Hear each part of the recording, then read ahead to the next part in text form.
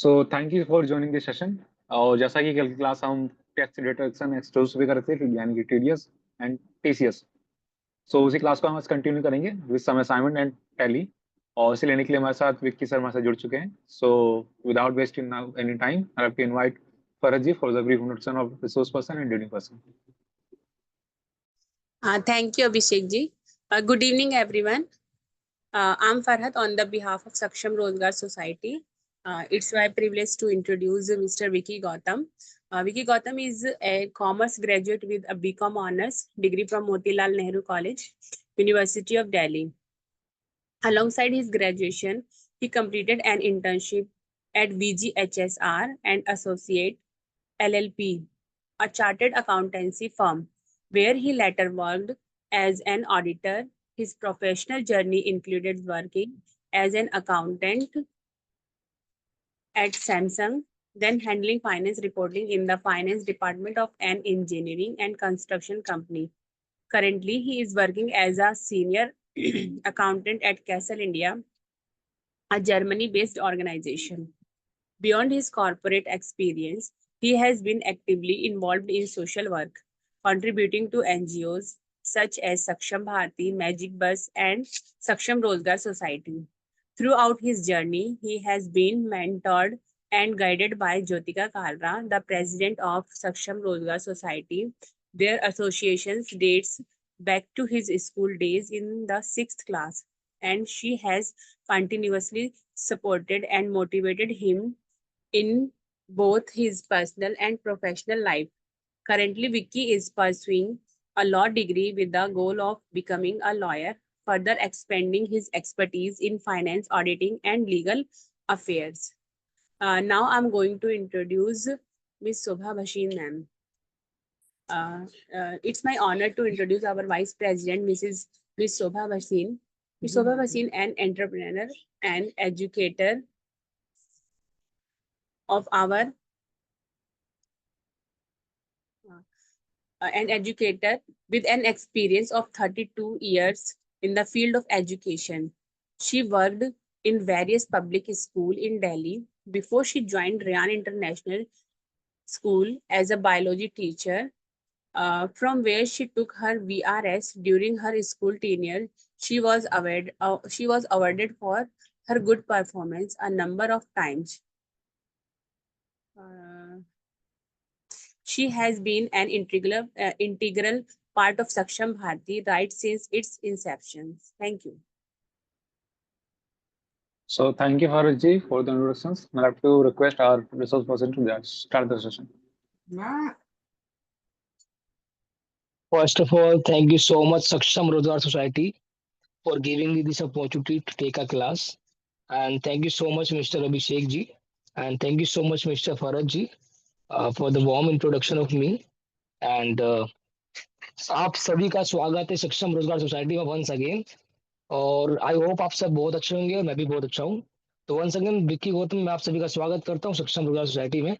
और आप सभी मेरे से पहले भी मुलाकात आपकी मेरे से हो चुकी है। इससे पहले मैं आपकी 5 क्लासेस और भी ले चुका हूँ, जिसके अंदर हमने बेसिक टैली के बारे में जाना था। एक मन्नत फर्नीचर की स्टोरी के बारे में हमने पढ़ाई करी थी। उसके रिलेटेड हमने उस मन्नत फर्नीचर की स्टोरी के थ्रू हमने टैली में किस तरीके से अकाउंट्स को क्रिएट किया जाता है, वो सारी चीजें हमने सीखी थी, जिसमें हमें काफी अच्छा लगा था। काफी चीजें हमने सीखी थी उसके अंदर। तो उसी उसी पड़ाव को आगे बढ़ाते हुए फिर आज का सेम हमारा वही टॉपिक आ चुका है, दैट इज टैली। तो आप सभी टैली के बारे में भी जान चुके हैं। मैं टैली के बारे में आप लोगों को पहले ही बता चुका था, टैली कितना इंपॉर्टेंट सॉफ्टवेयर है, जिसको हमारे इंडिया में मोस्टली सबसे ज्यादा लोग बिजनेस के अंदर टैली को यूज करते हैं, ठीक है ना। बाकी जो आज का जो हमारा टॉपिक है that is tally, TDS in tally prime, ठीक है ना। तो टीडीएस के बारे में आपके भी जस्ट कल क्लास हुई थी, इसमें सीए हिमांशु सर ने आपकी क्लास ली थी, जिसमें उन्होंने आपको टीडीएस के बारे में काफी चीजें बताई थी कि टीडीएस होता है क्या है, डिडक्ट क्यों होता है, क्यों डिडक्ट किया जाता है, उसके पीछे रीजन क्या होता है, इनकम के बेस पे टीडीएस डिडक्ट करते हैं, किसका किसका टीडीएस डिडक्ट होता है, किस रेट से डिडक्ट होता है। कहीं ना कहीं सारी जो चीजें तो बेसिक चीजें थी, आप सबको चीजें पता लग चुकी है, ठीक है ना। अब उस चीज जो आप टीडीएस डिडक्ट कर रहे हो एंट्री के अंदर, टीडीएस जो डिडक्ट करती है, जो हमारी एंटिटी टीडीएस को काटती है, फिर उस टीडीएस को जमा कराना होता है, गवर्नमेंट को पैसा देना होता है, ठीक है ना। तो वो जो चीज होती है उसको टैली में एक सॉफ्टवेयर में किस तरीके से उन एंट्रीज को पोस्ट करते हैं, वो आज का हमारा टॉपिक है। ठीक है ना। तो उस एंट्री को हमें, जो टीडीएस की जो एंट्री होती है, उसको हमें टीडीएस सॉफ्टवेयर मतलब टैली सॉफ्टवेयर में किस तरीके से पोस्ट करना है, आज की जो हमारी क्लास होने वाली है उसी के ऊपर बेस होने वाली है। ठीक है ना। तो अगर आपको एंट्रीज क्लियर होंगी तो आपको टीडीएस बहुत अच्छे से समझ आएगा। तो आशा है आप सभी को टीडीएस के बारे में बिल्कुल अच्छे से पता है। ठीक है ना, कि टीडीएस होता क्या है, क्यों कटता है, किस तरीके से जमा होता है। तो आज हम उसके ही आगे प्रोसीड करने वाले हैं। ठीक है ना। सबसे पहले आपके सामने एक पीपीटी दिख रही होगी, that is what is TDS. तो वो चीज आपने कल पढ़ चुके हैं कि टीडीएस क्या होता है। एक टीडीएस एक फिक्स रेट होता है, एक टीडीएस एक रेट होता है, जिस रेट से सरकार आपसे पैसा डिडक्ट करती है आपके सोर्स के ऊपर। इसकी फुल फॉर्म आप सभी जान चुके हैं। टीडीएस मतलब होता है टैक्स डिडक्टेड एट सोर्स। जिस सोर्स से इनकम जनरेट हो रही है उसी सोर्स पे तुरंत टैक्स काट के रिकवर कर लेना, गवर्नमेंट के द्वारा रिकवर कर लेना पैसा कुछ। ठीक है ना, उसको बोलते हैं टीडीएस। जो कुछ पैसा सरकार आपका रख लेती है, फिर आप उसको आईटीआर भरते हो, इनकम टैक्स रिटर्न भर के उसको क्या करते हो, उस जो टीडीएस आपको जो पैसा कटा हुआ उसको आप रिफंड में क्लेम कर लेते हो। ठीक है ना। तो टीडीएस बेसिकली, टीडीएस जो आया हुआ था आप सबने कल की क्लास में पढ़ा था। तो टीडीएस एक तरीके से उस तरीके का, एक तरीके से इनकम टैक्स होता है सरकार द्वारा चाल लगाया हुआ। सरकार क्या करती है, इनकम टैक्स के रूप में आपसे सारा पैसा ले लेती है टीडीएस के रूप में। क्या होता है, सरकार को चलने के लिए, अब सरकार को रन करना अपनी चीजें, सरकार के पास there is lot of expenditures. Dam बनाने हैं, स्कूल्स पे एक्सपेंडिचर करने हैं, हॉस्पिटल पे खर्चा करना है, सिविल डिफेंस पे काम करना है। ठीक है ना। तो उनको, सरकार को बहुत सारे पैसों की जरूरत पड़ती रहती है। ठीक है ना। तो उस सारे पैसे को रिकवर करने का एक तरीका होता है हमारा टीडीएस के द्वारा रिकवर करना। और टीडीएस से ही क्या होता है, जो दूसरे है, जिस जिस व्यक्ति का हम टीडीएस काट रहे हैं उससे उस व्यक्ति की इनकम का भी पता लगता है। ठीक है ना। तो उससे क्या होता है, गवर्नमेंट को दो तरीके से चीजें पता लगती है। एक तो वो पैसा भी जमा कर लेती है उस इंसान का, दूसरा उस दूसरे इंसान का टैक्स का पैसा भी पता लग जाता है। तो यही सब आपने कल सीखा भी होगा।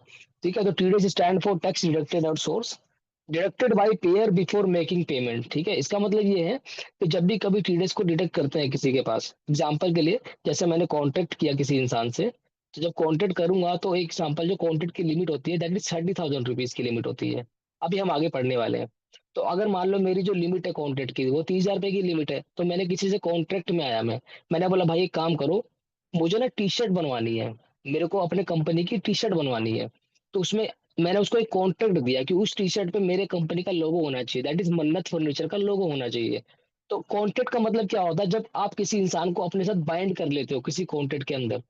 जैसे मैं अपने हिसाब से कस्टमाइज करा रहा हूँ किसी चीज को, मैंने अपना घर बनाने के लिए किसी को बोला, दैट इज कॉन्ट्रैक्ट। ठीक है ना। तो जब भी आप कभी कॉन्ट्रैक्ट करते हो किसी से कि मेरा ये चीज करनी है, मुझे बैग बनवाने हैं अपने कंपनी के, मुझे अपने लिए बैग, स्कूल के लिए टी शर्ट बनवानी है, कुछ भी बनवाना है, दैट इज कॉन्ट्रैक्ट का नेचर कुछ भी होगा, तो हम उस पर क्या करेंगे, टीडीएस डिटेक्ट करेंगे। ठीक है ना। तो 50,000 रुपये मान लो मैंने पेमेंट करी, जो 30,000 लिमिट से क्रॉस हो गई, तो 50,000 रुपये लिमिट में मेरे को टीडीएस काटना पड़ेगा, दैट इज 1% और 2%। वो अभी आपको आगे बताऊंगा।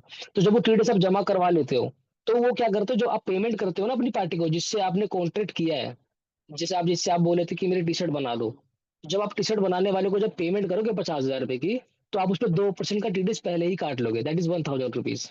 तो आप उसको सिर्फ 49,000 रुपये पे करोगे, आप उसको 50,000 पे नहीं करोगे, आप उस पर पहले ही टीडीएस डिडक्ट कर लोगे।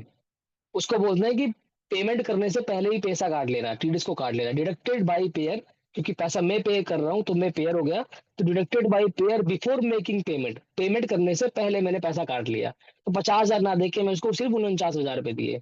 तो डिडक्शन जो करी मैंने वो पहले ही कर ली, पेमेंट करने से पहले ही कर ली, दैट इज कॉल्ड टीडीएस। तीसरा आता है govern under income tax act 1961। तो हमारा जो इनकम टैक्स का जो एक्ट है दैट इज 1961, उसके अंदर गवर्न होता है ये, उसके ही एक्ट के अनुसार ही चलता है। और रही बात टीडीएस की, तो टीडीएस के रेट्स होते हैं 2%, 10%, 5%।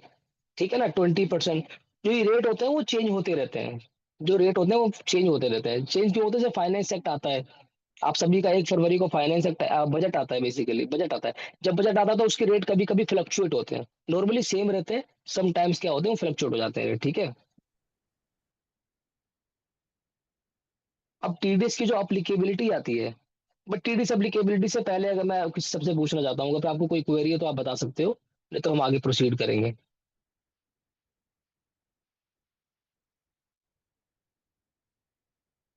किसी को कोई क्वेरी है यहाँ तक तो आप मुझसे पूछ सकते हैं, अदरवाइज हम आगे चलेंगे।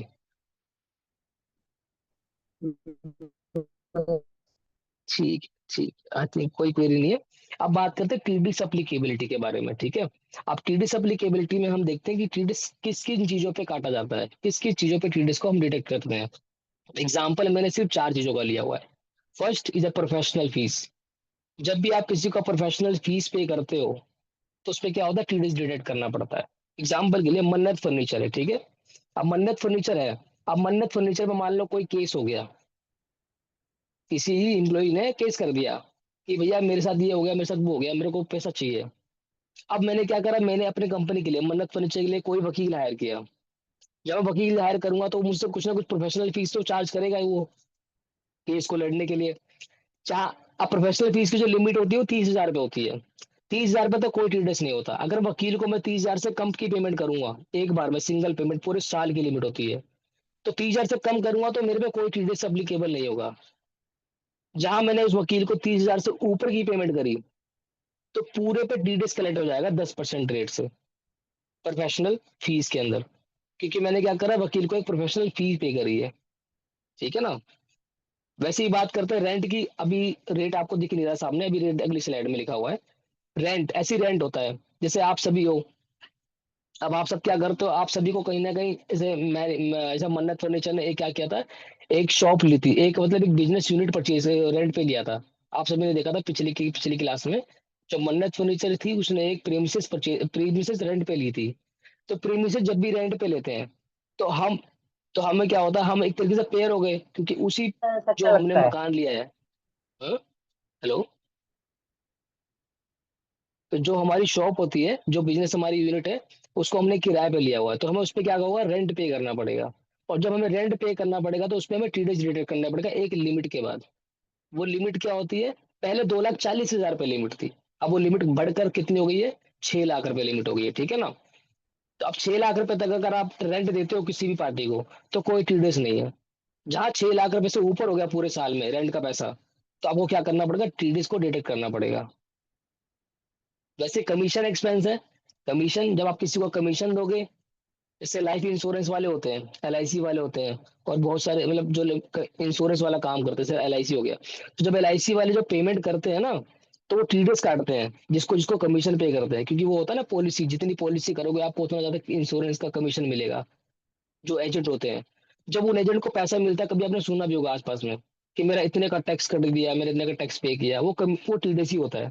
जो लाइफ इंश्योरेंस कॉर्पोरेशन वाले जो टीडीएस काटते हैं ना, वो वो कमीशन का ही पैसा होता है, ठीक है ना। तो वो टीडीएस रिलेटेड करते हैं एलआईसी वाले। तो ये 4 बेसिक थे। अब इसको हम रेट के साथ सीखेंगे। अब टीडीएस के कुछ सेक्शन और रेट्स हमारे सामने दिए हुए हैं। इसमें सारे सेक्शन नहीं है, बहुत सारे टीडीएस के सेक्शन होते हैं, हमने जनरली 5 सेक्शन यहाँ पे लिए एग्जाम्पल के तौर पे। जब आपको 5 समझ में आ जाएंगे तो आप सारे समझ जाओगे, जस्ट फॉर द एग्जाम्पल। और किस तरीके से क्या रेट होता है, क्या कैसे होता है, वो सब आपको बता।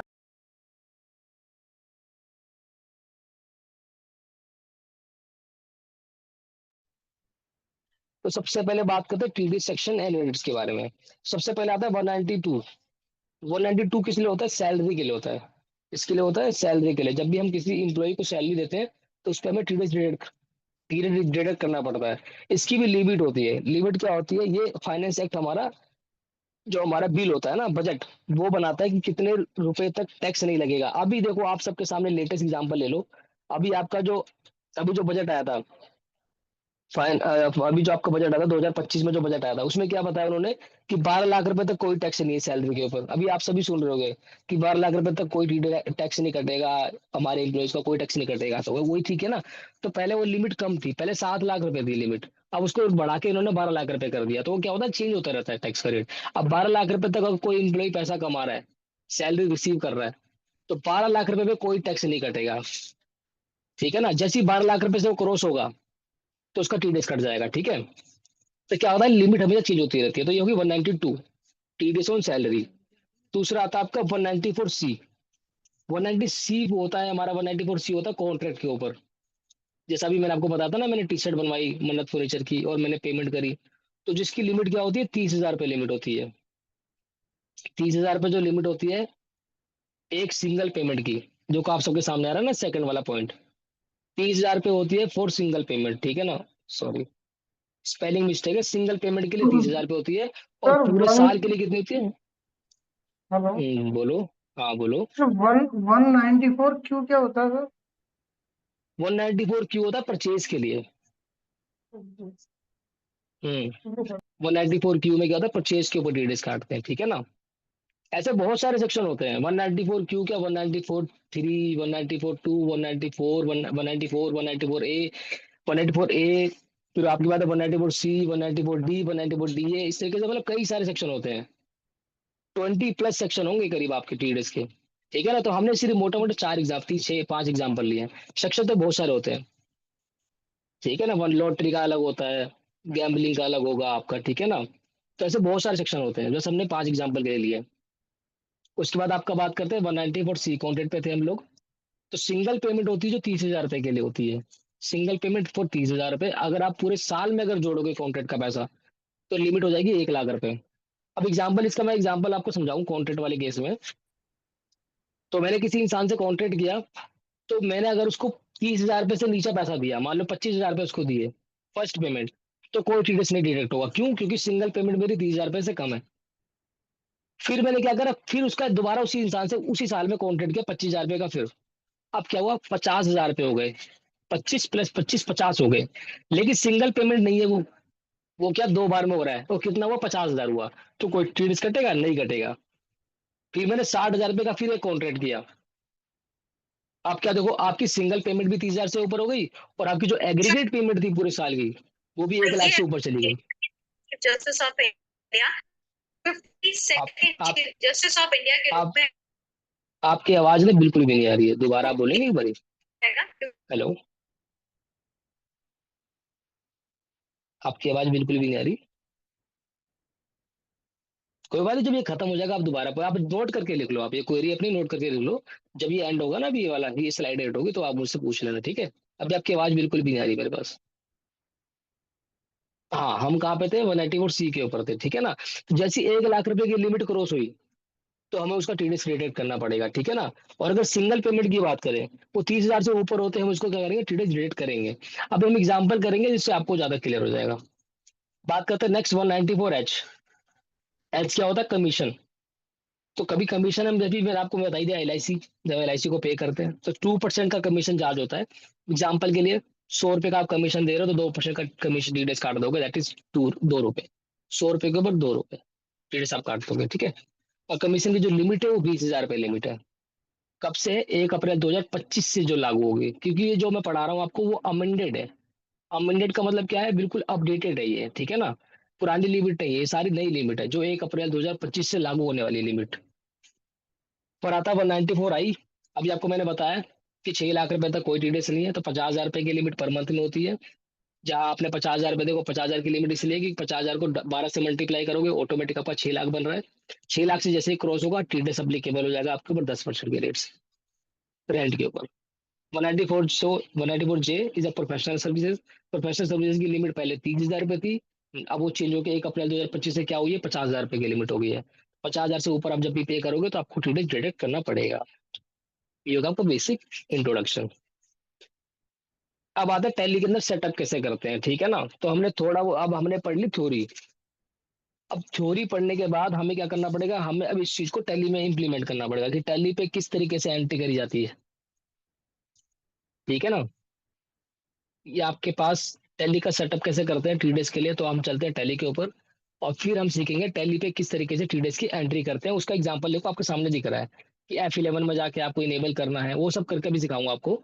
और ये कुछ एंट्री सामने दे रखी है आपके, प्रोफेशनल फीस विद टीडीएस के साथ, वो भी हम आपको अभी टैली में करके दिखाएंगे, ठीक है ना। तो अभी यहाँ तक किसी को डाउट है तो बता दो, फिर उसके बाद हम चलेंगे प्रैक्टिकल एस्पेक्ट के ऊपर, टैली पे चलेंगे हम।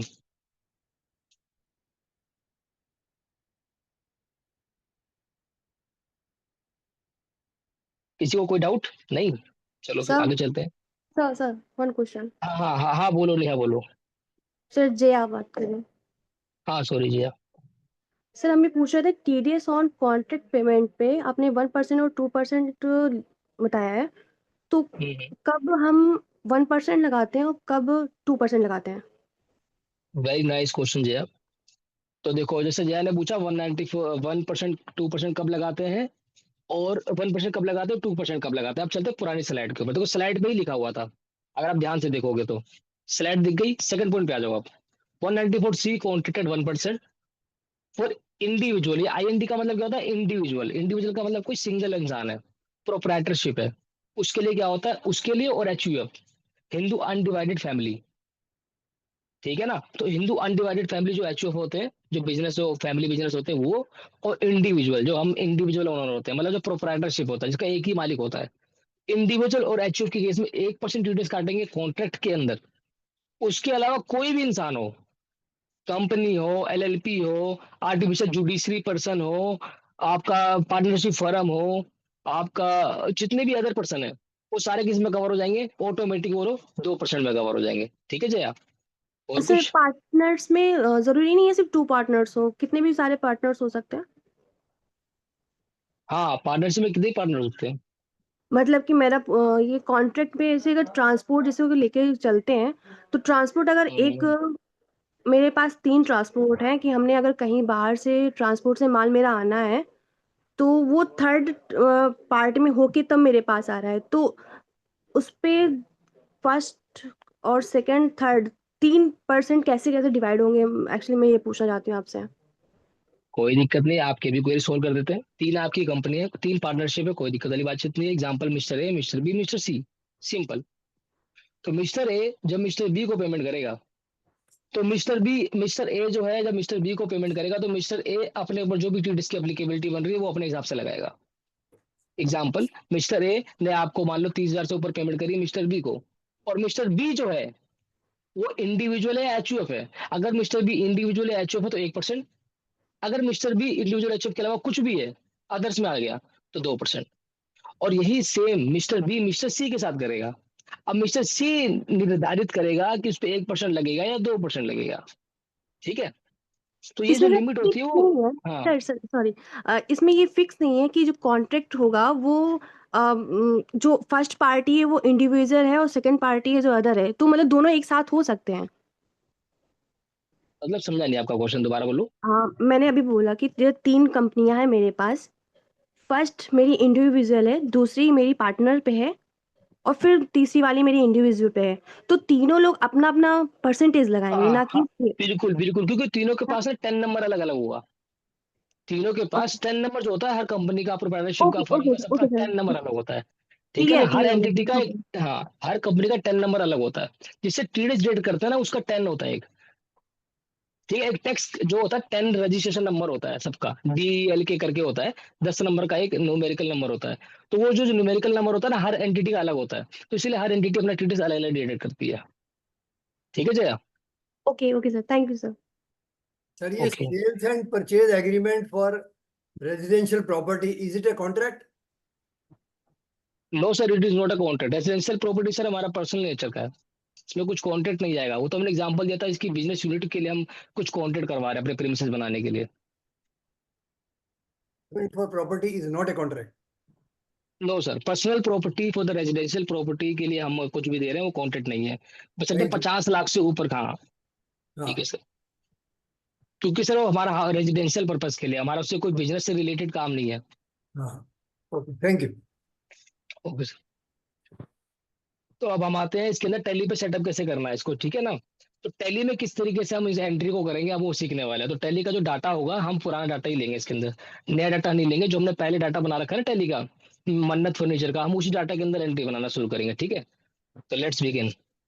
सबसे पहले आप सभी को देख रहे होंगे डेस्कटॉप पे मेरा SRS का टैली डाटा, जाओगे क्लास नंबर 6 पे जाओगे, डाटा देखो पड़ा हुआ है।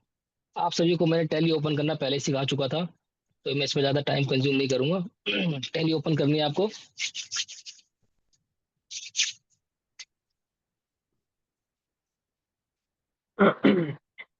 टैली में एजुकेशन मोड पे हम चल रहे थे पहले भी, तो हम ये जाएंगे कंटिन्यू एजुकेशन मोड पे, एंटर कर देंगे, ठीक है। एंटर करने के बाद सेम स्पेसिफाई पाथ, क्योंकि हमने पाथ को सिलेक्ट कर लिया था, देखो यहाँ पे जो इसका पाथ आ रहा है that is this one, Ctrl+C, copy करेंगे और यहाँ पे पेस्ट कर देंगे, ठीक है। फिर हमारा मन्नत फर्नीचर का नाम आ रहा है, उसको हम एंटर कर देंगे, ठीक है जी। ये हमारी कंपनी जो हमने पिछली बना रखी थी वो खुल हुई है। अब लेजर देखने के लिए फटाफट शॉर्टकट की क्या थी, फटाफट बता दो। लेजर खोलने की शॉर्टकट की क्या थी, याद करो फटाफट, जो पढ़ा था मैंने। शाबाश, EAL, शाबाश।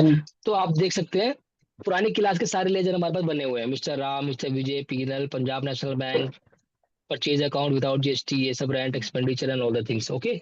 तो सारा जो लेजर था हमारा पहले से बना हुआ है, बैक करने के लिए हम स्केप लेंगे। उसके बाद हम चलते हैं, हाँ हम चलते हैं टीडीएस के ऊपर। तो आते हैं हमारी पीपीटी के ऊपर। तो पीपीटी पे सबसे पहला पॉइंट उन्होंने क्या बोला है, इनेबल टीडीएस। टीडीएस को इनेबल करने के लिए हमें टैली में क्या करना होता है, F11 प्रेस करना होता है। क्या करना होता है, F11 में स्टैट्यूटरी टैक्सेशन में जाएंगे। तो आप सीधा आप F11 प्रेस करो टैली के अंदर। तो आपने F11 प्रेस कर दिया। अब F11 प्रेस करने के बाद आप देखो टैक्सेशन के अंदर किसमें जाना है आपको, टैक्सेशन में क्या लिखा हुआ है, स्टैट्यूटरी एंड टैक्सेशन वाला, ठीक है ना। तो आप इसमें जाओगे तो आप देखो एंटर एंटर एंटर करते हो जाओगे तो आपको टैक्सेशन वाला पार्ट यहाँ पे दिखेगा, देखो दिख रहा है आपको। सर तो अभी देखो जीएसटी इनेबल हम नहीं कर रहे क्योंकि हम जीएसटी वाला तो काम करेंगे। जीएसटी वाला आपकी मैम ने पढ़ा दिया होगा आपको, संजू मैम थी ना, संजू मैम करके उन्होंने जीएसटी सिखाया था ना आपको यहाँ पे। तो ये जीएसटी वाला अगर आप करोगे तो यहाँ पे आपको इनेबल करना होगा, ठीक है ना। तो आज हमारा टीडीएस का पॉइंट है तो हम टीडीएस इनेबल करेंगे। सीधा हम एंटर करेंगे, यहाँ पे देखो आप enable tax deducted at source, TDS को हम इनेबल कर देंगे, यस। अब देखो जैसे मैंने टीडीएस को इनेबल करा, इसने क्या पूछा मेरे से, 10 नंबर। अभी जो जया पूछ रही थी कि कौन कैसे कैसे टीडीएस काटेगा, तो वो 10 नंबर के ऊपर डिपेंड करता है कि किस किस एंटिटी के पास 10 नंबर है, ठीक है ना। और 10 नंबर लेने की एक लिमिट होती है, हर बंदे को टीडीएस डिडक्ट करने की जरूरत नहीं होती। अब मेरा छोटा सा बिजनेस है, मेरी 20 लाख रुपए की टर्नओवर है, तो मुझे मुझे 10 नंबर लेने की जरूरत नहीं है, ठीक है ना जया। तो 10 नंबर लेने की लिमिट होती है, that is 1 crore rupees turnover से ऊपर होना चाहिए आपका। पिछले साल में 1 करोड़ से ऊपर की टर्नओवर होनी चाहिए, तभी आप 10 नंबर लेने के लिए क्या हो जाओगे, मैंडेटरी हो जाओगे, ठीक है ना। तो अगर मेरे पिछले साल की कंपनी में 10 नंबर 1 करोड़ से कम है तो मुझे 10 नंबर लेने की जरूरत नहीं है, ट्रेड क्रिएट करने की जरूरत नहीं है। अब आते हैं हम इसके ऊपर, 10 रजिस्ट्रेशन नंबर। अब 10 का रजिस्ट्रेशन नंबर हम डेमो बनाएंगे क्योंकि हमारे पास तो कोई रजिस्ट्रेशन नंबर तो है नहीं, बट इस तरीके का होता है कुछ, DELK 1 2 3 4 5 H, 10 नंबर का 10 नंबर होता है, ठीक है ना। तो 10 इसमें रजिस्ट्रेशन नंबर हमारा, इसमें बोलो। 4 लेटर 5 नंबर और 1 लेटर रहता है। हाँ इस तरीके का डमी, ये डमी नंबर लिया हम लोगों ने 10 नंबर का ना, that is dummy. 10 number 10 number का ऐसे न्यूमेरिकल नंबर होता है, ठीक है ना। न्यूमेरिकल प्लस अल्फाबेट दोनों मिला के बनता है, जैसे पेन सर ये नंबर होता है ना। पैन कार्ड नंबर के है ना, फॉर्मेट पे है। क्या, पैन कार्ड नंबर जिस तरह का होता है उसी टाइप का नंबर होता है। हाँ हाँ पेन नंबर की तरह होता है, लेकिन पेन नंबर में तो ये भी होता है ना कि चौथा नंबर आपका एंटिटी को बताता है, PC इस तरीके से। हाँ आप समझ सकते हो, इस तरीके का ये होता है, ठीक है ना। तो ये हमारा 10 नंबर है। ओके। हर चीज का एक रजिस्ट्रेशन नंबर होता है, जैसे पेन हमारे लिए, पेन क्या है हमारे लिए, एक रजिस्ट्रेशन नंबर है। इसीलिए 10 भी क्या है, हमारे कंपनी के लिए एक रजिस्ट्रेशन नंबर है, जिसके बाद 10 नंबर से ही हम टीडीएस डिडक्ट करते हैं अगले वाले पर्सन का, जिसको हम पेमेंट करने जा रहे हैं। तो देखो 10 रजिस्ट्रेशन नंबर और tax deducted and collection account number 10 number, ये दोनों सेम ही होते हैं, ठीक है ना। ये दोनों 10 ही नंबर है। बाकी बात करते डिडक्टर टाइप। अब वो कह रहा है कि डिडक्टर कौन है, आप कंपनी हो, इंडिविजुअल और HUF हो। तो आप जो भी एंटिटी होगे आपको सिलेक्ट करना पड़ेगा। जैसे अभी मैं अज्यूम कर रहा हूँ कि मेरी मन्नत फर्नीचर जो है वो कंपनी है, ठीक है ना। तो मैंने इस पे क्या करना, मन्नत फर्नीचर पे कंपनी में एंटर मार दिया। उसके बाद वो ब्रांच डिवीजन पूछ रहा है, आप डाल सकते हो कि आपकी कौन सी ब्रांच में पड़ता है, गवर्नमेंट की चीजें हैं, ये सब आप फीड कर दोगे कि आपकी कैसी ब्रांच है, कहाँ पे डिडक्ट हो रहा है, ये सब बढ़ने के बाद फिर अगर आपका TCS है तो आपको TCS भी इनेबल करना पड़ेगा, ठीक है ना। तो अभी हम TCS नहीं कर रहे, आज हम TDS ही कर रहे हैं। तो हमने TDS को इनेबल कर दिया, उसके बाद एंटर एंटर करके आप इसको सेव कर दोगे, ठीक है, एक्सेप्ट, यस। तो यहाँ तक किसी को कोई डाउट TDS को इनेबल करने में? No sir. अब तो पहला वाला पॉइंट था इनेबल करना था TDS को, हम वो कर चुके हैं। अब दूसरा वो बोल रहा है कि create TDS create TDS duty का लेजर, जो हम TDS डिडक्ट करने वाले हैं उसका लेजर हमें क्रिएट करना पड़ेगा। कोई बात नहीं, हम कर देंगे, कोई दिक्कत वाली बातचीत नहीं है। अब हम देख लेते हैं हमारी एंट्री कौन सी है, हमें TDS डिडक्ट कौन सा करना है, ये रहा। तो जो हमारी पहली एंट्री आ रही है that is professional fees with TDS। तो 1 लाख रुपए की प्रोफेशनल फीस मैंने मिस्टर A को दी, इसका इनवॉइस नंबर था 001। इस पर TDS कटेगा 10%, जो भी मैंने पिछली क्लास में सीखा। तो 10% कितना हुआ, 1 लाख का 10% 10,000 रुपए हो गए। तो मतलब क्या हुआ कि मैं मिस्टर A को 1 लाख रुपए नहीं दूंगा, मैं मिस्टर A को मात्र 90,000 रुपए दूंगा। 10,000 में टीडीएस जमा करवाऊंगा, जो सरकार को मैं 10,000 में उसका टीडीएस काटूंगा और वो मैं सरकार को जमा करा दूंगा। पिछली क्लास में हमने सीखा था ना कि 10,000 रुपए जो भी टीडीएस काटते हैं फिर उसको हम जमा करवा के सरकार को दे देते हैं, फिर सरकार से वो इंसान अपना इनकम टैक्स की रिटर्न भर के उस पैसे को रिफंड क्लेम करता है और फिर 10,000 फिर उसके पास दोबारा आ जाता है पैसा। ठीक है ना, तो वही सिस्टम है, मैं उसका पैसा काटूंगा, जब पेमेंट करूंगा और फिर उसको जमा करा दूंगा सरकार के पास, और फिर उसी पैसे को वो मिस्टर ए क्लेम कर लेगा आईटीआर भर के। तो हमारी पहली एंट्री आ रही है 1,00,000 rupees payment to mister A as professional expense invoice number 001 TDS at the rate 10%, that is 10,000 rupees deduct भी किया। तो एंट्री क्या बनेगी हमारी, प्रोफेशनल एक्सपेंस अकाउंट डेबिट 1,00,000 रुपए से, क्योंकि हमारा 1,00,000 का पूरा खर्चा हो चुका है, और क्रेडिट कर देंगे TDS on professional fees 194J। तो प्रोफेशनल फीस का जो टीडीएस का जो सेक्शन होता है क्या होता है, 194J होता है, जो हमने पहले सीखा था। दिखा दूं आपको, ये रहा सबसे लास्ट में, देखो आप सबसे लास्ट वाली जो एंट्री आ रही है 194J प्रोफेशनल सर्विस 10% टीडीएस। ठीक है, तो हमारा एंट्री बन गया professional expense account debit to TDS on professional fees to mister A party, जिसको हम पेमेंट करने वाले 90,000 रुपए। तो जो पार्टी देखो हमारी 90,000 रुपए से खड़ी है, तो पार्टी को हम मात्र 90,000 रुपए देंगे, 1,00,000 रुपए नहीं देंगे। 1,00,000 का मेरा खर्चा पूरा हो गया किताबों में, 90,000 रुपए पार्टी को पेमेंट कर दूंगा और 10,000 रुपए मैं जमा करा दूंगा सरकार को मिस्टर ए के नाम से। और हमेशा याद रखना, जब टीडीएस जो काटता है वो काटता है 10 नंबर से, और जिसका टीडीएस कटता है वो कटता है पेन पेन नंबर नंबर से। ठीक है ना, जो टीडीएस काटता है वो काटता है 10 नंबर से, जिसका टीडीएस कटता है वो कटता है पेन नंबर से। पेन नंबर से। बिल्कुल ठीक है, ठीक है ना। सर चलो अब एंट्री करने, बोलो। सर अगर 10 नंबर नहीं होगा तो हम टीडीएस नहीं डिडक्ट कर सकते? डिडक्ट नहीं कर सकते, बट सुनो सुनो, वेरी नाइस क्वेश्चन।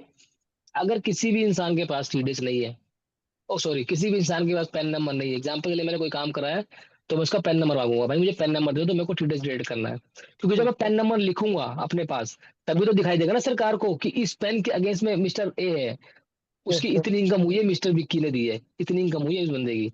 तो पेन नंबर से इनकम पता लगता है। लेकिन अगर इन केस अगर मिस्टर ए ने मुझे पेन नंबर नहीं दिया हाँ जी। तो हमेशा एक हायर रेट चार्ज करते हैं उस पर। क्या करते हैं, हायर रेट, दैट इज हाँ 20%। यस हाँ, उस पर क्या करते हैं, हाँ उस पर आप मान लो 1% भी रेट है 194C का, तो मैं यस 1% डिडक्ट नहीं करूंगा उसके ऊपर, मैं पूरा 20% डिडक्ट काट लूंगा। क्यों, सर। क्योंकि उसके पास पेन नंबर नहीं है।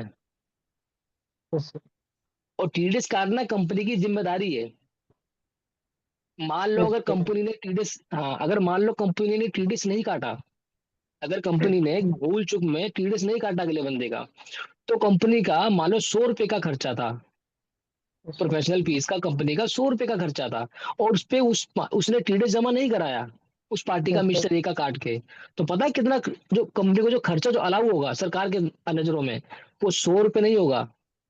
फॉर एग्जाम्पल ले रहा हूँ, 100 रुपए का खर्चा अलाउ नहीं होगा, मात्र हाँ जी। 70 रुपए का खर्चा अलाउड होगा। 30,000 रुपए का जो खर्चा होता है ना, सरकार उसको मानती नहीं है, कहती है खर्चा मानेंगे ही नहीं तुम्हारा। क्यों, क्योंकि आपने टीडीएस का वोलेशन किया है, जमा नहीं कराया।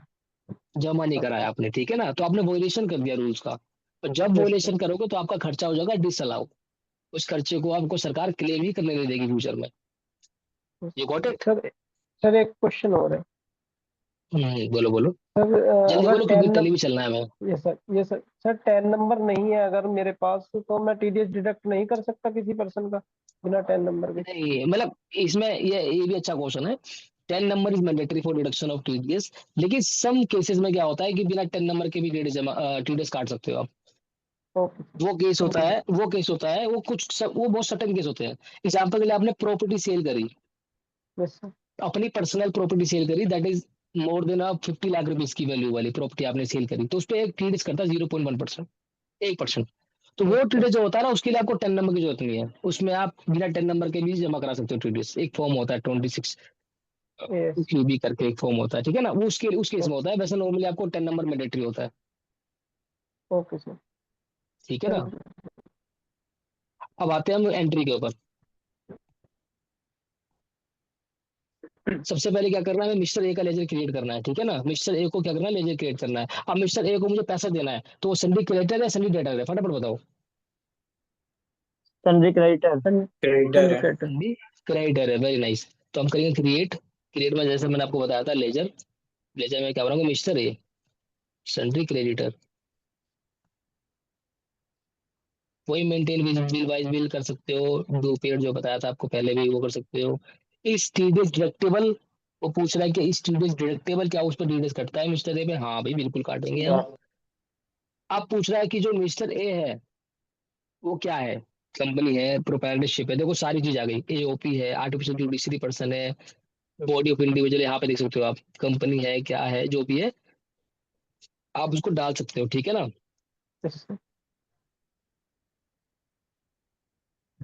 अभी हम डाल रहे हैं कंपनी रेजिडेंट, ठीक है ना, कि वो कंपनी है, students director in same voucher, yes.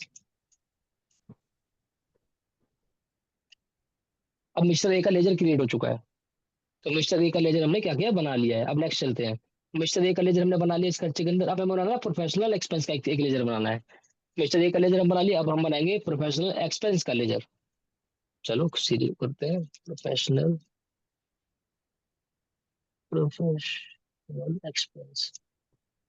अब प्रोफेशनल एक्सपेंस हमारा डायरेक्ट एक्सपेंस है, इनडायरेक्ट एक्सपेंस है? Indirect expense. इनडायरेक्ट है। इनडायरेक्ट एक्सपेंस क्यों है, फटाफट बताओ आशीष, फटाफट बताओ इनडायरेक्ट एक्सपेंस क्यों है? सर क्योंकि ये हम प्रोफेशनल फीस पे करते हैं तो डायरेक्ट में नहीं आता, मेरे इनडायरेक्ट में आता है। हाँ इनडायरेक्ट में आता है, बिल्कुल ठीक है, बट क्यों आता है इनडायरेक्ट में, ये भी तो बताओ।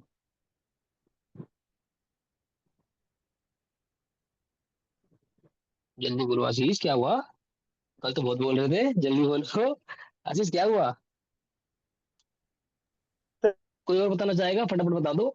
ये मैंने बात बताई थी वैसे, डायरेक्ट एक्सपेंस और इनडायरेक्ट एक्सपेंस पिछली क्लास में, कि किसको हम डायरेक्ट एक्सपेंस कंसीडर करते हैं, किसको हम इनडायरेक्ट एक्सपेंस कंसीडर करते हैं। कोई बताना चाहेगा? सर जो एक्सपेंस किसी और को शिफ्ट कर सकते हैं वो इनडायरेक्ट हो जाता है, और जो डायरेक्ट होते हैं एक्सपेंस वो हम डायरेक्टली पे करते हैं। नहीं ये भी कुछ ठीक नहीं लगा मुझे, कोई और बताना चाहेगा? सर क्योंकि जो प्रोडक्ट को बना रहे हैं तो उसमें वो डायरेक्ट तरीके से तो नहीं यूज हो रहा है, इनडायरेक्ट तरीके से हो रहा है यूज। हाँ कुछ हद तक ठीक है, डायरेक्ट एक्सपेंस बिल्कुल सही बोला, अभी थोड़ा बहुत मैच खा रहा है। डायरेक्ट एक्सपेंस वो एक्सपेंस होते हैं जो बिजनेस को चलाने के लिए यूज हो रहे हैं, बिजनेस के प्रोडक्ट में लग रहे हैं, प्रोडक्ट में लग रहे हैं। बट जो लीगल फीस पे कर रहा हूँ मैं कोई प्रोफेशनल फी कर रहा हूँ, उसका तो मेरे बिजनेस से रिलेटेड ही नहीं है। मैंने बोला ना मैं यस केस सर। करवा रहा हूँ उसके लिए पे कर रहा हूँ, वो तो मेरे बिजनेस से रिलेटेड ही नहीं है। और मेरे बिजनेस यस से सर। रिलेटेड ही नहीं है तो मैं डायरेक्ट एक्सपेंस क्यों डालूंगा, फिर मैं इनडायरेक्ट एक्सपेंस में डालूंगा। अगर मेरा बिजनेस ही केस करने का होता, मेरी एंटिटी होती कि भाई मैं कंसल्टेंट हूँ, मेरा काम ही है भाई सब केस कराना, केस देना सबको, तब मैं उस खर्चों को डायरेक्ट एक्सपेंस में कंसिडर करता। लेकिन मेरा बिजनेस तो फर्नीचर मार्केट का है, मेरा तो बिजनेस थोड़ी है, that is not my business कि मैं लीगल फीस पे करना, ये मेरा बिजनेस थोड़ी है।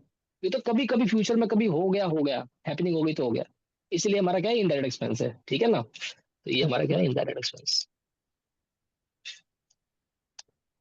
टाइप ऑफ लेजर में हम डालेंगे नोट अप्लीकेबल, और हम डालेंगे इस टीडीएस अप्लीकेबल, श्योर अप्लीकेबल। अब मुझसे पूछ रहा है, जैसे आप टीडीएस अप्लीकेबल कर दोगे ना, आपसे पूछेगा कि नेचर ऑफ पेमेंट, पेमेंट की क्या नेचर है।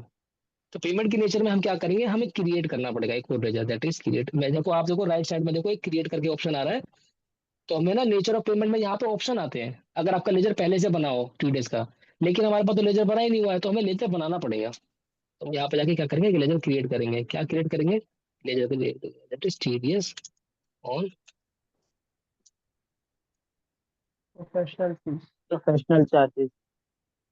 प्रोफेशनल फी बोल दो, प्रोफेशनल चार्जेस बोल दो, जो आपका दिल करे। 194 क्यू जे।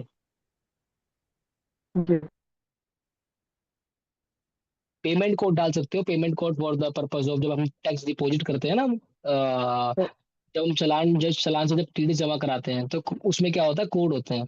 तो 194 जे आपको सेक्शन दिख रहा है, जब आप पेमेंट जमा कराने जाओगे तो 94 जे दिखेगा, वो वन हट जाता है, तो पेमेंट कोड 94 जे हो जाता है, ठीक है ना, तो उसके लिए होता है। ये पेमेंट कोड बीएसआर कोड होता है क्या? नहीं नहीं, बीएसआर तो वो अलग होता है, वो तो बैंक का एक अलग कोड होता है, बैंक का स्टैटिकल कुछ कोड होता है, वो बीएसआर अलग, वो अलग चीज है, वो अलग चीज है, ये वो चीज नहीं है।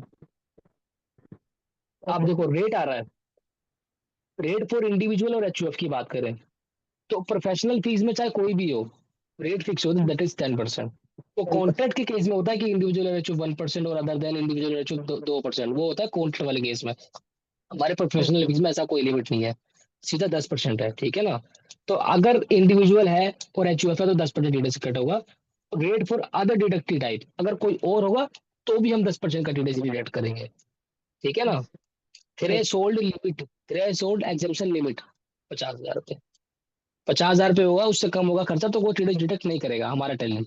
हमारा टैली टीडीएस तभी डिडक्ट करेगा जब वो खर्चा 1,50,000 से ऊपर हो जाएगा, ठीक है ना। 50,000 पे एंटर, यस। तो आपका टीडीएस का भी लेजर क्रिएट हो चुका है। अब क्या बनाना है हमें, प्रोफेशनल एक्सपेंस का भी लेजर हमने बना दिया है टैली के अंदर। टीडीएस 194J का भी लेजर बना हुआ है और मिक्सचर ए का भी लेजर बना दिया है। अब हमें क्या करना है, एंट्री। अब हमें क्या करना, टैली में एंट्री। चलो लेट्स गो, एस्केप करके बैक करके आ जाएंगे, बैक बैक करके आ जाएंगे, यस। अब फिर से किस पे आएंगे, हम वाउचर्स पे जाएंगे। किस पे आएंगे, वाउचर्स पे, क्योंकि हम जा रहे हैं एंट्री कर रहे हैं। क्या करने जा रहे हैं, खर्चे की एंट्री करने जा रहे हैं टैली के अंदर। एंटर करा आपने। तो जब भी हम कोई प्रोफेशनल एक्सपेंस पे करते हैं तो हमारा एक लेजर हम यूज करते हैं परचेज एक्सपेंस। क्या करते हैं, परचेज कर रहे हैं, हम एक्सपेंस को परचेज कर रहे हैं, ठीक है ना। जनरल वाउचर में इसलिए यूज नहीं कर रहा हूँ क्योंकि जनरल वाउच में जो टीडीएस है ना वो ऑटोमेटिक उठाता नहीं है। क्योंकि जनरल वाउच में आपकी इनकम भी बुक होती है, खर्चे भी बुक होते हैं, सारे लेजर बुक होते हैं, तो टीडीएस को डिडक्ट नहीं करता, वो टीडीएस को इनेबल नहीं करता वो टैली। तो हम क्या कर रहे हैं, परचेज में जाके, अब बताता हूँ परचेज करके ना, कोई बोलो जो। तो परचेज के लिए कौन सा वाउचर सेलेक्ट करेंगे, कौन सी शॉर्टकट की करेंगे, जल्दी बताओ। F9।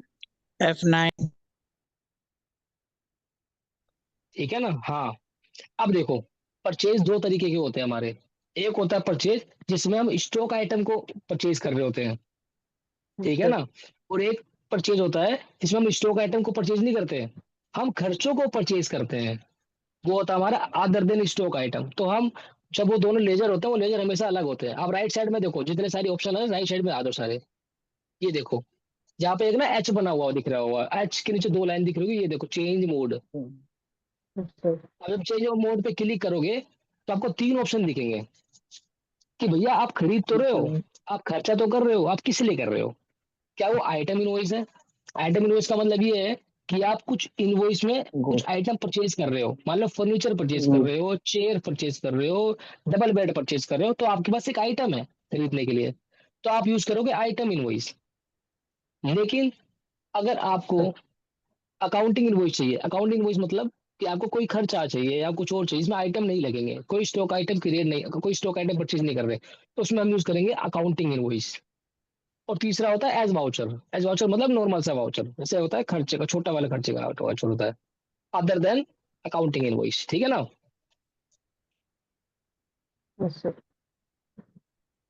एज वाउचर में आप ये कंसिडर कर सकते हो पैट्री कैश, आप सभी जानते हो कि पैट्री कैश छोटे मोटे जो कैश के खर्चे होते हैं उसके लिए हम एज वाउचर यूज कर सकते हैं, ठीक है ना। आइटम इनवॉइस हो गया आपका, स्टॉक आइटम जब आप परचेज कर रहे हो उसके लिए हो गया। दूसरा आपका अकाउंटिंग इनवॉइस हो गया, अकाउंटिंग इनवॉइस मतलब तब होगा जब आप कुछ खर्चा तो कर रहे हो लेकिन स्टॉक आइटम नहीं है। तीसरा हो गया आपका एज वाउचर, इसमें आप पैट्री केस के एक्सपेंस को आप क्लेम कर सकते हो, खर्चा बुक कर सकते हो, ठीक है। तो अभी हमारे पास क्या है, अकाउंटिंग इनवॉइस है, तो मैंने क्या करा, अकाउंटिंग इनवॉइस पे एंटर कर दिया। अब इनवॉइस नंबर पूछ रहा है, सप्लाई इनवॉइस नंबर बता दो, सप्लाई इनवॉइस नंबर क्या है, सप्लाई इनवॉइस नंबर 001। डेट डाल दो आप 2 अप्रैल की, क्योंकि डेट यहाँ मेंशन नहीं, तो आप 2 अप्रैल दे सकते हो एग्जाम्पल के लिए। और हमारी पार्टी का नाम है मिस्टर ए। ये तो रिसीट नोट आपको मैंने पहली क्लास में बता दिया था। इसको आप वो भी कर सकते हो, मतलब बंद भी कर सकते हो। अब आते हैं खर्चे के ऊपर। तो मिस्टर ए से हमने कौन सा खर्चा पे किया मिस्टर ए को, प्रोफेशनल एक्सपेंस। तो आप सीधा यहाँ पे लिखोगे प्रोफेशनल एक्सपेंस। कितना प्रोफेशनल एक्सपेंस आपने पे करा है, मतलब कितना प्रोफेशनल एक्सपेंस है आपका, 1 लाख रुपए। और देखो दोगे कितना मिस्टर ए को, 90,000 की दोगे, 10% TDS क्रेडिट होगा। TDS कटेगा। बिल्कुल ठीक है, बिल्कुल आप सभी बिल्कुल परफेक्ट आंसर दे रहे हो, बिल्कुल ठीक है, ठीक है।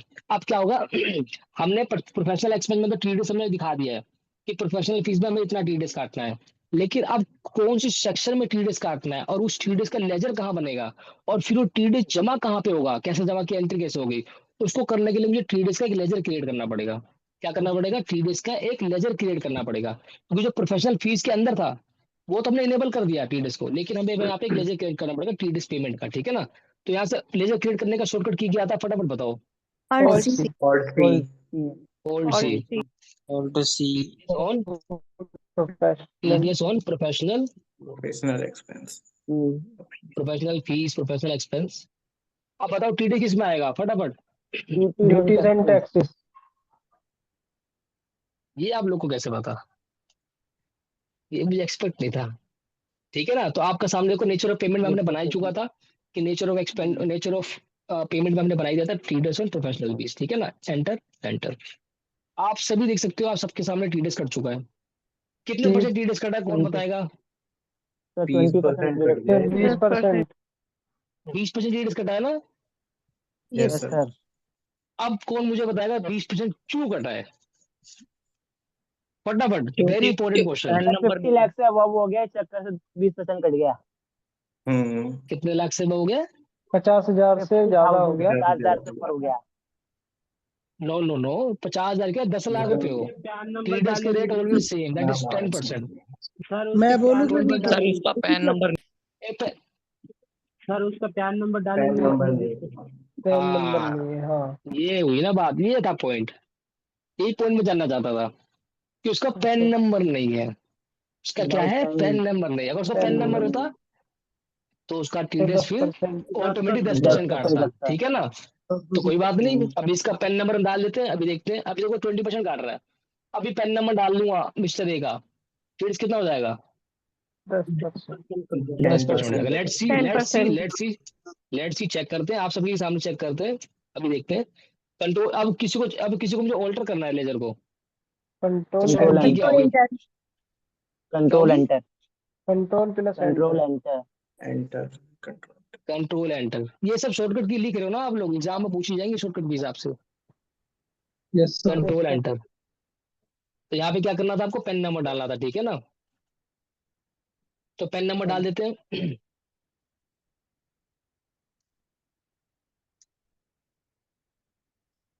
ठीक है जी, डमी पेन नंबर डाल दिया मैंने। ठीक है ना, आप बताओ मैं इसको एंटर करूंगा तो कितना TDS कट जाएगा, वहां पे कितना कटा तो कितना हो जाएगा?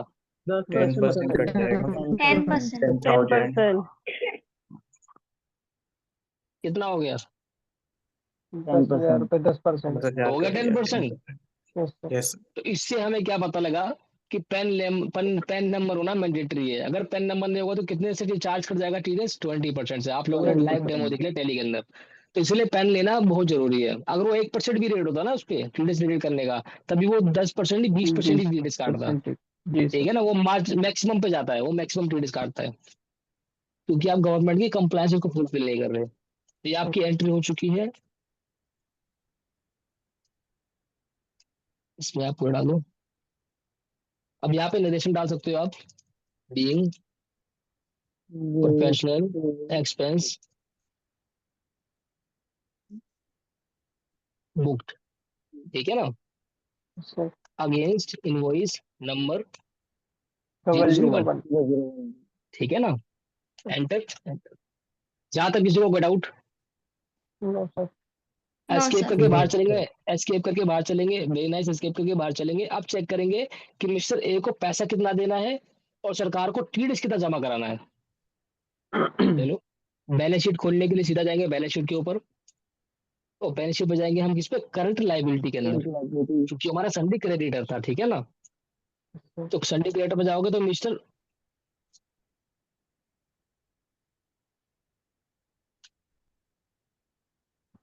पहले तो हम वो देख लेते हैं कि हमें जमा कितना कराना है TDS। तो TDS प्रोफेशनल चार्जेस में कितना रुपए TDS आ रहा है जमा कराने के लिए? 10,000. 10%, 10,000 रुपए आ रहा है, क्योंकि हमने 10,000 रुपए का TDS क्या करा था, Deduct किया डिडक्ट था. किया था। अब इससे पहले एक चीज और बता दूं आपको, उससे पहले एक चीज और बता दूं, एंट्री कंप्लीट हो जाएगी। ये पहली एंट्री हमारी हो चुकी है। ठीक है ना, अब नेक्स्ट एंट्री क्या थी, TDS को जमा करने की। उसके बाद हम देखेंगे सैलरी क्रेडिट डेटा सब चेक करेंगे। ठीक है, एक बार एंट्री पूरी कर दे, फिर उसका पूरा हम सिस्टम देखेंगे किस तरीके से एंट्री का इफेक्ट आया हमारी टैली के अंदर। तो TDS डिटेक्ट करने की एंट्री आप सभी ने देख ली। अब उस 10,000 रुपए को हमें जमा भी कराना है। अब कौन बताएगा TDS जमा कब तक कराना होता है? सर 7 तारीख तक मंथ की. Very nice. ये हर महीने होता है कि 7 तारीख को जमा कराना होता है? जैसे क्वार्टरली में तो क्वार्टर की डेट नहीं पता, लेकिन मंथली में 7 डिपेंड तारीख करता है होती है सिर्फ शायद। कंपनी पे, वो अपना क्वार्टरली कर रही है कि मंथली कर रही है। नहीं नहीं बट जया, टीडीएस ये रिटर्न जीएसटी क्वार्टरली जाती नहीं है। है, ये जीएसटी नहीं है, ये जीएसटी नहीं है जिसमें क्वार्टरली मंथली होता है, ये टीडीएस है। सर इसमें मंथली फिक्स होता होता है, है। मंथली हाँ तो मंथली मंथली। होता है। मंथली में तो हर 7 मंथ तारीख के तक। हर मंथ के अगले मंथ के 7 तारीख तक जमा कराना था टीडीएस। ओके। अप्रैल का, ठीक है ना, अप्रैल का 7 मई, मई का 7 जून, जून का 7 जुलाई, जुलाई का 7 अगस्त, अगस्त का, सर 16A हाँ नंबर बोलो, फॉर्म कब तक अपलोड होता है? कौन सा क्या चीज? 60A form number, form 16A तो 20A। हाँ आज ये तो आपका ये बता दो, फॉर्म 16, फॉर्म 16 होता है सैलरी वालों के लिए, सैलरी और फॉर्म डिपार्टमेंट के 16 लिए। होता है नॉन सैलरी वाले के लिए। वैसे ये टॉपिक थोड़ा हट के है हमारा टॉपिक से, फिर भी आपको बता देता हूँ शॉर्टकट में। फॉर्म 16 होता है सैलरी वालों के लिए, फॉर्म 16 होता है 16A होता है नॉन सैलरी वालों के लिए। जब हम अपलोड करते हैं उसके विद इन वन मंथ के अंदर आ जाता है फॉर्म, उसके बाद हमें पार्टी को शेयर करना होता है, फॉर्म 16 और फॉर्म 16A दोनों, ठीक है ना। सर ये चाहिए सर 26 प्रॉपर्टी के ईयर लिए भी कुछ होता है ना सर, 16A के अलावा ऐसे ही कुछ? क्या चीज? सर मैं कह रहा हूँ प्रॉपर्टी के लिए भी कुछ होता है ना, आई थिंक 16 ऐसा करके, 16A या B हाँ ऐसा कुछ होता है ना सर? 16 भी, हाँ वो फॉर्म होते हैं, वो फॉर्म होते हैं, सर्टिफिकेट्स बोलते हैं इसको, सर फॉर्म 16 और एक फॉर्म चीज 16A के जानकारी सर्टिफिकेट। लेना चाह रहा हूँ मैं। हाँ 26 बोलो। Year form number income tax की साइड पे जाके हम अपलोड कर लेते हैं 3 मंथ के बाद, अप्रैल मई जून, और अपलोड हो जाता है 26 ईयर से जुलाई के लगभग। अब मैं बिल्कुल ठीक है। 16A कैसे अपलोड करें पीडीएफ में, डाउनलोड सॉरी नहीं कैसे करें? 26 ईयर जो होता है ना वो कभी अपलोड नहीं होता, 26 जो है जैसे कि वहाँ पे वो हम चेक अपलोड कर लेते हैं कि 26। पैटर्न हाँ हाँ हाँ वो पैटर्न। चेक, हाँ वो चेक कर सकते हो आप। पर 26 हाँ ईयर क्या होता है, ऑटोमेटिक जनरेट होता है। तो 10 हाँ, डेज को जैसे हम बनाते नहीं है, वो पार्टी बनाती है, जो हमारा इंडेक्स काटती है ना, वो पार्टी जब वो जी अपने रिटर्न भरती है टीडीएस का, तो वो जी ऑटोमेटिक हमारे 26 ईयर्स में ऑटो रिफ्लेक्ट पॉपुलेट करता होता है। है, ठीक है ना, ऑटो ठीक है पॉपुलेट हो सर। जाता है। और 26 ईयर वो 16 ईयर्स कैसे निकाला सर? 26 ईयर्स में सब आता है, 26 ईयर्स नहीं में जैसे सैलरी नॉन सैलरी पीटीएस सब वगैरह आता है। हम जो काटते हैं ना। अरे वो देखो मैं बताता हूँ, देखो तुम सर कंफ्यूज हो मेरा रहे एक हो। क्वेश्चन है। एक सर मिनट ये मेरा मैं एंट्री बता दूं, पहले एक एंट्री बता दूं फिर कोई क्वेरी पूछ लेना, ठीक है ना। Okay sir. एक ये एंट्री करा दे पेमेंट वाली, फिर आप पूछ लेना, कोई दिक्कत नहीं ओके है। सर। मुझे पता है बहुत सारी क्वेरीज होंगी आपकी, इसके बाद क्वेरी सोल्व करेंगे आराम से बैठ के, ठीक है। पहले पेमेंट कर देते टीडीएस की, एंट्री खत्म हो जाएगी। Yes sir. अब हमारे पास देखो प्रोफेशनल फीस की परचेज करने के बाद टीडीएस का पेमेंट आ रहा है कि हमें कितना पे करना है। टीडीएस की जो प्रोफेशनल फीस की जो लाइबिलिटी 10,000 रुपए की है, अब इस 10,000 रुपए को 10,000 हमें रुपये सरकार को पैसा जमा कराना है। तो जब जमा करवाएंगे तो क्या करेंगे, TDS debit to payment, vouchers में बैंक पेमेंट जाएंगे, वाउचर में पेमेंट F5, सेलेक्ट कर लेंगे, सीम पर है ना, F5। F5 बैंक कौन सा हमारा, Punjab National bank. Punjab national, TDS professional fees अब देखो हमारे पास देखो 10,000। यहाँ पे क्रेडिट बैलेंस आ रहा है 10,000 रुपए का, 10,000 यस रुपये। सर। इस 10,000 रुपए को जमा करा देंगे, दैट इज 10,000 रुपीज। अब देखो 2 अप्रैल आ रहा है, 2 अप्रैल को हमने टीडीएस काटा था और 2 अप्रैल को जमा करा रहे हैं, तो हम एक काम करते हैं इसको 1 मई कर देते हैं, क्योंकि 1 मई तो चली जाएगा हमारा, ठीक है ना। तो मैंने 1 मई को क्या किया, 10,000 रुपये जमा करा दिए। यहाँ पर देखो बैलेंस आपका 0 हो गया, इसका मतलब ये कि टीडीएस का पैसा क्या हुआ, सरकार को चला गया है मेरा, यस सर। सरकार को चला गया। तो ये हर महीने जो टीडीएस डिडक्ट होके जो ये हर महीने की 7 तारीख में जमा करवाते हैं ना, तो हर क्वार्टर ये हर मंथली जमा कराते हैं। सर और अगर जब टैक्स मंथली, लेट हम है, मंथली अगर टैक्स, टीडीएस का एक मिनट टैक्स हम सुनो। मंथली जमा करवाते हैं, रिटर्न हमारी क्वार्टरली जाती है। हाँ हाँ बिल्कुल ठीक है। सर तो अगर क्या लेट होता है पेमेंट टीडीएस किया जमा हमने कर, टीडीएस। एक मिनट बता दूं पहले मैं, यस सर। जब मैं ऐड करूंगा ना क्लास में खुद ही पूछूंगा क्वेरी के बारे में, मुझे पता है बहुत सारी क्वेरी है, आराम से सोल्व करेंगे, ठीक है। पहले एंट्री कर देते हैं। तो क्या होता है टीडीएस को मैंने 10,000 रुपये जमा करा दिया अगले महीने की तारीख को, ठीक है ना। जब टीडीएस डिडक्ट करके जमा करवाते हैं, जमा करने के बाद क्या होता है, ये हर महीने की 7 तारीख तक जमा कराना होता है, सिर्फ 1 महीने को छोड़ के। जो पूरे साल में सबसे, साल का सबसे लास्ट महीना कौन सा होता है, मार्च। मार्च। मार्च फाइनेंशियल जो ईयर मार्च का जो मार्च। टीडीएस होता है, जो मार्च का जो टीडीएस होता है वो 7 अप्रैल को जमा नहीं होता, वो 7 आपका मई 30 अप्रैल तक जमा 7 होता है, सिर्फ मार्च के केस में। सर कब मार्च के होता अलावा है? कोई महीना हो, 1 मिनट सुन लो पहले, मार्च के अलावा कोई सा ही महीना हो, उसमें टीडीएस अगले महीने के 7 तारीख जमा होता है। बट मार्च तारीख का जो टीडीएस जमा होता है वो आपका 30 अप्रैल तक जमा होने की लाइव टाइम पीरियड होता है। सरकार उसको ज्यादा टाइम देती है जमा कराने के लिए, क्योंकि वो लास्ट महीना होता है हमारे पूरे साल का। ठीक है ना। अब बहुत सारे की क्वेरी आ रही है कि 24 क्यू क्या है, 26 क्यू क्या है, फॉर्म 16 क्या है, फॉर्म 16A क्या है। एक बार प्यार से सुन लो, सारी क्वेरी सोल्व हो जाएगी आप लोग की। सबसे पहले टीडीएस काटा आप लोगों ने, टीडीएस काटने के बाद अगले महीने की 7 तारीख तक आपने टीडीएस जमा करा दिया। सिंपल। जमा कराने के बाद एग्जाम्पल क्या हो, अप्रैल में आपने एक्सपेंस बुक करा, 7 मई मतलब 1 मई को आपने टीडीएस जमा करा दिया, मई के 7 तारीख से पहले। ये आपका पहला काम हो गया। अब टीडीएस की ना एक रिटर्न जाती है, जो टीडीएस की जो सारी समरी होती है ना, उसको बोलते हैं रिटर्न बना के सरकार को जमा करना, जिसमें हम पार्टी का पैन नंबर के साथ डालते हैं कि इस पार्टी के पैन नंबर के केस में इतनी इनकम थी, इतना टीडीएस था, ये जमा करा दिया। तो उसको क्या बोलते हैं, समरी जमा कराना। और जो समरी होती है वो आपकी क्वार्टरली बेस पे जाती है, अप्रैल मई जून, that is first quarter of your financial year. जुलाई अगस्त सितंबर सेकंड क्वार्टर, अक्टूबर नवंबर दिसंबर दैट इज थर्ड क्वार्टर, अप्रैल जनवरी फरवरी मार्च हमारा फोर्थ क्वार्टर। फटाफट बताओ थर्ड क्वार्टर कौन सा, कौन बताएगा थर्ड क्वार्टर क्या है? फटाफट। अक्टूबर नवंबर दिसंबर। दिसंबर। ठीक है ना। तो हर महीने टीडीएस जमा करवाते हैं, हर महीने टीडीएस जमा करवाते हैं। और जो क्वार्टर होते हैं हमारे साल के, उस क्वार्टर के अगले महीने तक, अप्रैल मई जून, तो जो उसका रिटर्न होगा, जो इस पूरे 3 महीने की जो टीडीएस काटने की जो समरी होगी, वो कब जमा होगी? अप्रैल मई जून की जुलाई में। 31 जुलाई तक डेट होती है उसकी जमा कराने की, रिटर्न की, जो फर्स्ट क्वार्टर की जो रिटर्न होती है। उसी तरीके से जुलाई अगस्त सितंबर की जो सेकंड क्वार्टर है, उसकी जो रिटर्न भरने की जो टाइम होती है वो होती है 31 अक्टूबर। और जो हम इस रिटर्न को भरते हैं, इस रिटर्न को बोलते हैं क्या? 26 क्यू। हाँ ठीक है ना। 24 को 26 क्यू, ठीक है ना। तो 24 को 26 क्यू डिपेंड करता है कि वो क्या है, वो सैलरी वाला टीडीएस काटा है हमने या फिर नॉन सैलरी वाला काटा है। Non salary. ठीक है ना। सैलरी ये फॉर्म होता है। सैलरी 24 क्यू और non salary 26 Q. 26 Q, very nice. तो 24 Q for the salary and 26 Q for the non salary. ये होती है रिटर्न, ये होती है रिटर्न। अब सुनो, इस रिटर्न को भरने के बाद, इस रिटर्न को भरने के बाद आपका क्या होता है, सर्टिफिकेट जनरेट होता है। और उस सर्टिफिकेट को आपको अपनी पार्टी को देना होता है। और उस पार्टी को जो देना होता है, उस फॉर्म को बोलते हैं form 16, form 16A, form 16 for salary और form 16A for non salary. जो फॉर्म 16 होता है, हाँ 416A फॉर नॉन सैलरी। जो फॉर्म 16 होता है वो साल में एक ही बार जनरेट होता है, जो सैलरी वाले एम्प्लॉयज के लिए होता है। लेकिन जो फॉर्म 16A होता है नॉन सैलरी, वो आपका क्वार्टरली जनरेट होता है। ठीक है ना। तो आप क्वार्टरली बेस पे पार्टी को क्या करते हो, एक फॉर्म इशू करते हो, दैट इज फॉर्म 16A। तो आप अब जो आपने सीखा उसमें आपने सब कुछ सीख लिया कि टीडीएस रिटर्न कैसे करते हैं, चालान के बाद जमा कराना होता है, फिर उससे हमारा 24 को 26 की रिटर्न बनती है, फिर हमारा एक फॉर्म 16 और 16A जनरेट होता है। इसके बाद ये सारा सिस्टम क्या होता है, ये सारा सिस्टम चल रहा होता है। ये होता है टीडीएस का प्रोसीजर। ठीक है ना। अब इसकी एंट्री की बात आते हैं। 10,000 रुपए की जब मैंने एंट्री पे पेमेंट करी, तो जब एंटर कर दोगे आप, यहाँ एंटर कर दोगे, यहाँ से आप डाल दो ई पेमेंट। अब आ जाओ आप डिस्प्ले पे देखो सारे ई फंड ट्रांसफर, यहाँ पे आप डाल दोगे बीइंग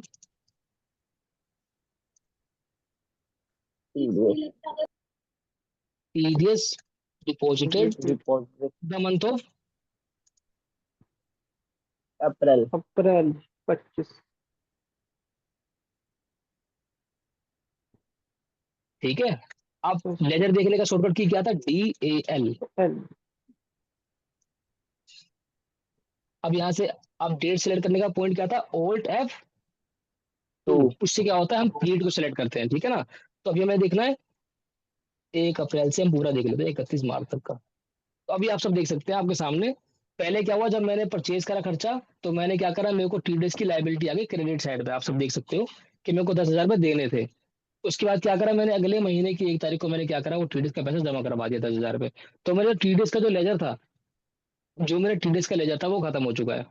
मतलब मेरे को अब टीडीएस में कुछ नहीं करना, ना ही मेरे को लेना ना ही देना। जो मैंने उस पार्टी से क्लेम किया था, उस पार्टी का पैसा मैंने जमा करवा दिया सरकार को। तो ये हो गया हमारा टीडीएस का खर्चा। ठीक है। अब आते खर्चे के ऊपर। सेम आप आ जाओ टैली के ऊपर, इसके अंदर नीचे आ जाओगे, आप आ जाओगे प्रॉफिट एंड लॉस अकाउंट में। सॉरी,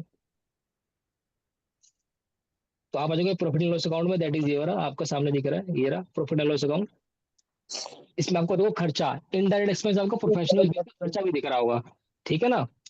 जो खर्चा दिख रहा होगा पूरे 1 लाख रुपए का दिख रहा होगा, ठीक है ना, वो 90,000 रुपए का नहीं दिख रहा होगा। खर्चा आपका पूरे 1 लाख रुपए का आ रहा होगा।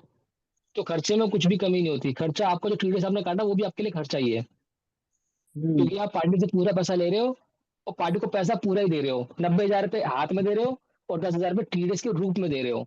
दे आप पार्टी को 1 लाख रुपए दे रहे हो, ठीक है ना, तो खर्चा आपका पूरा 1 लाख रुपए का ही माना जाएगा। अब हम बोलते हैं मिस्टर ए का लेजर, वही same scheme DAL, mister A को खोलो आप। अब मिस्टर ए को क्या आ रहा है, 90,000 रुपए का पेबल आ रहा है। इसका मतलब ये कि मिस्टर ए को 90,000 रुपए मेरे को देना है। जब मिस्टर ए को 90,000 रुपए देना है तो 90,000 रुपए मिस्टर को पेमेंट भी कर देते हैं, सिंपल। F5 तो वही सिंपल चले जाओ, एस्केप करके पैसे बैक चले जाओ और वाउचर पे चले जाओ सिंपल। और वाउचर में किस पे जाओगे, पेमेंट पे, ठीक है ना। बैंक कौन सा, पंजाब नेशनल बैंक। यहाँ से लिखोगे मिस्टर ए, पेमेंट कितनी थी, 90,000 रुपए की।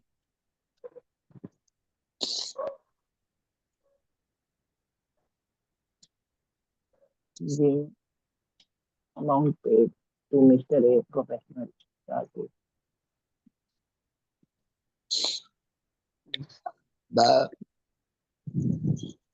ये हो गया। अब फिर आप बैक करके आओगे और फिर DAL करके प्रेस करके चेक करोगे मिस्टर ए का लेजर खत्म हुआ कि नहीं हुआ। तो आप देखोगे मिस्टर ए का भी लेजर खत्म हो गया।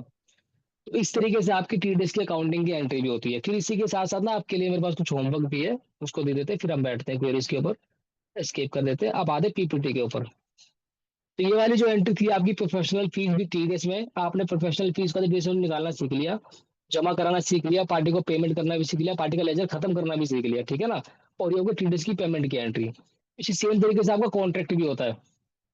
तो कॉन्ट्रैक्ट वाली पेमेंट ये रही, तो कॉन्ट्रैक्ट वाले की एंट्री आप सभी के सामने ये रही। तो हम आज की PPT आपको शेयर कर देंगे। तो आप ये वाला ना, ये वाली एंट्री आप खुद टैली में करना, जिसके पास भी टैली है तो ये वाली एंट्री आप लोग खुद अपने टैली में करना और उसका स्क्रीनशॉट हमें ग्रुप में भेजना, ठीक है ना। ये कॉन्ट्रैक्ट वाली एंट्री है। प्रोफेशनल फीस की तो हम सीख चुके हैं, ये कॉन्ट्रैक्ट वाले की एंट्री है। सेम ये भी एंट्री होगी। और इसके बाद फिर क्या करना है आपको, इसमें टीडीएस आप जमा कर देना 2,000 रुपये और कॉन्ट्रैक्ट मिस्त्री को पेमेंट करके दिखा देना, ठीक है ना, जैसे हमने पिछले वाली क्वेश्चन में किया। सेम ऐसी रेंट पेमेंट का भी है, रेंट पेमेंट की सेम ऐसी एंट्री होगी। सेक्शन चेंज हो जाएगा, 194 I हो जाएगा, ठीक है। और इसमें 194C हो जाएगा कॉन्ट्रैक्ट के अंदर। 194J हमने कर लिया, 194C कॉन्ट्रैक्ट वाला कर लेंगे और 194I कर लेंगे रेंट वाला, ठीक है ना। और एक और आपके पास असाइनमेंट एक और है कि ये फॉलोइंग एंट्रीज आपको रिकॉर्ड करनी है टैली के अंदर। प्रोफेशनल फीस 70,000 रुपये पे करिए आपने, इसका एक खर्चे की एंट्री आपको टैली में करनी है, किस तरीके से एंट्री पेमेंट करते हैं, प्रोफेशनल फीस की बुक कैसे करते हैं। उस तरीके से रेंट की पेमेंट की एंट्री करनी है कि 30,000 रुपये का रेंट पे कर रहे हो आप, उसकी एंट्री टैली में करके दिखानी है आपको। कॉन्ट्रेक्चुअल में पे करा आपने 1.5 लाख रुपए, वो कैसे एंट्री करनी है टैली के अंदर, ठीक है ना। तो ये सारी एंट्री आपको करनी है। मैं आपको ये बताना है मेरे को बेसिकली, इस सेक्शन में देख सकते हो नीचे आप, आइडेंटिफाई टीडीएस सेक्शन, कि टीडीएस का क्या क्या सेक्शन इसमें लग रहा है। जो अपने पिछला पढ़ा था उसमें क्या क्या टीडीएस का सेक्शन कौन सा लग रहा है, उसका क्या रेट है, और उसकी टीडीएस की एंट्री मारनी है और पेमेंट करनी है टीडीएस अमाउंट की। इसी के साथ हमारी आज की क्लास ओवर है। बाकी और कुछ क्वेरी होगी तो आप मुझसे पूछ सकते हैं, अदरवाइज हम वाइंड अप करेंगे।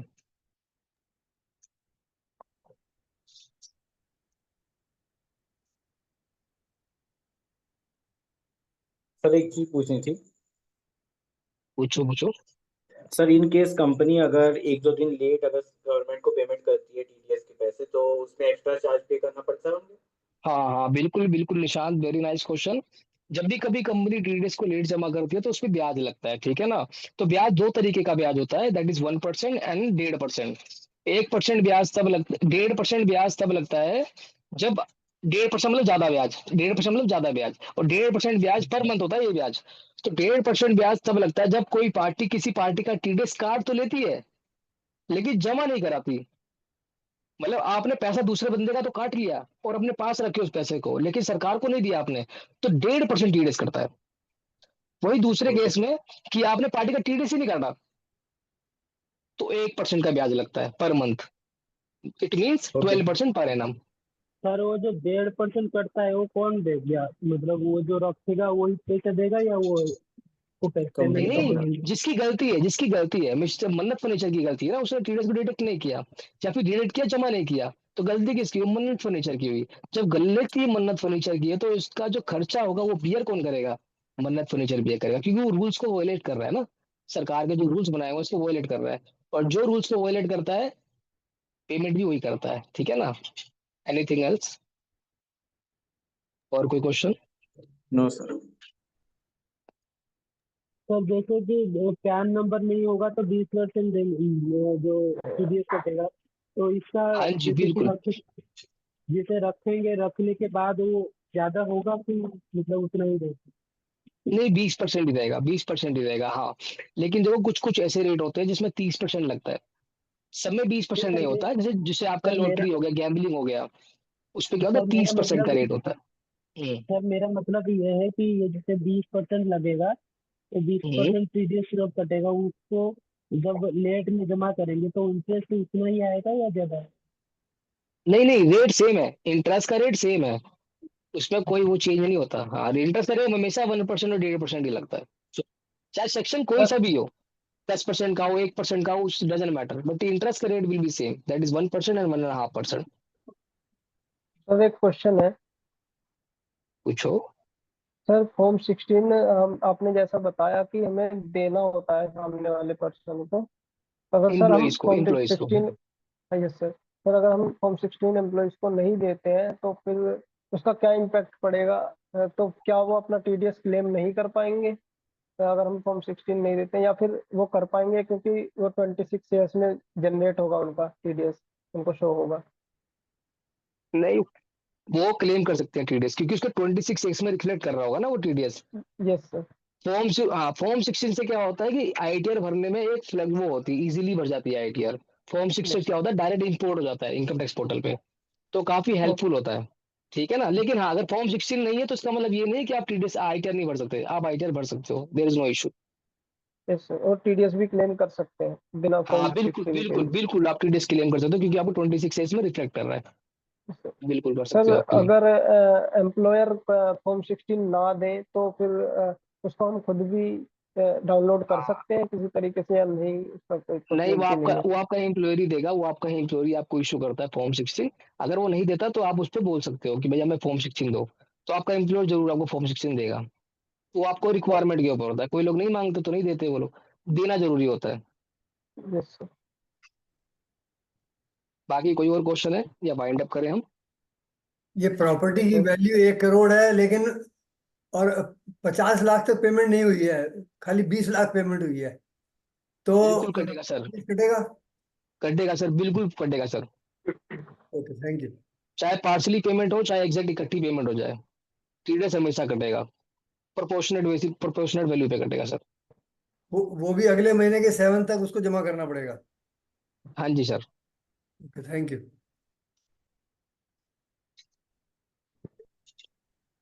So let's wind up the class. So thank you, Vicky sir, for taking such an amazing session with practical examples.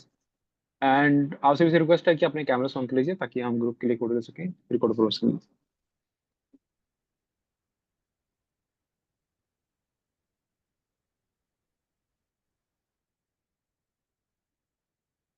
In the meanwhile आपसे रिक्वेस्ट करूंगा अपने अटेंडेंस के लिए अपने नाम अपने नंबर के लास्ट 3 डिजिट्स लिख के चैट बॉक्स में डाल दीजिए। सो नाउ हम आगे बढ़ते हैं। Now let me invite vice president miss Shobha बसिंह for concluding remarks of the session, please.